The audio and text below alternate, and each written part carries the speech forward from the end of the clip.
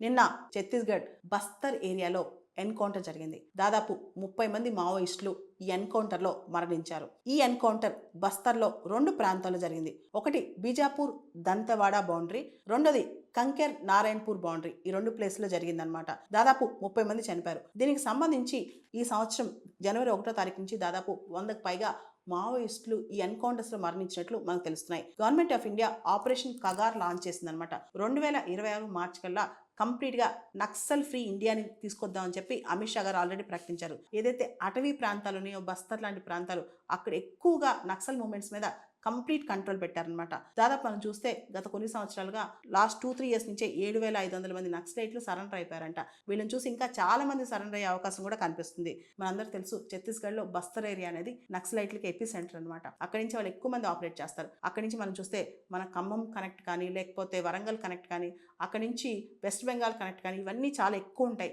ఇదంతా కూడా red corridor కి ఎపి సెంటర్ అని చెప్పవచ్చు. దీన్ని కంప్లీట్ గా కంట్రోల్ చేస్తుంది భారత ప్రభుత్వం. నక్సలైట్లకు సంబంధించి వాళ్ళందరినీ సరెండర్ అవ్వమని చెప్పి గవర్నమెంట్ రకరకాల పాలసీస్ తీసుకొస్తుంది. రీసెంట్ గా ఛత్తీస్గఢ్ గవర్నమెంట్ కూడా వాళ్ళు సరెండర్ అయ్యేందుకు, జనజీవన స్రవంతిలో మెయిన్ స్ట్రీమ్ లో కలిసేందుకు వాళ్ళకి కొన్ని పాలసీస్ చేస్తుంది అనమాట. వాళ్ళకి ఇన్సెంటివ్స్ కూడా ఇచ్చింది. ఎవరైతే సరెండర్ కారో వాళ్ళపైన కఠిన చర్యలు తీసుకుని, ఎవరైతే ఆయుధాలు నమ్ముతారో, ఎవరైతే వాయిలెన్స్ సృష్టిస్తారో వాళ్ళపైన కఠిన చర్యలు తీసుకోవాలని చెప్పి ఛత్తీస్గఢ్ గవర్నమెంట్, భారత ప్రభుత్వం భావిస్తుందని మనకు అర్థమవుతుంది.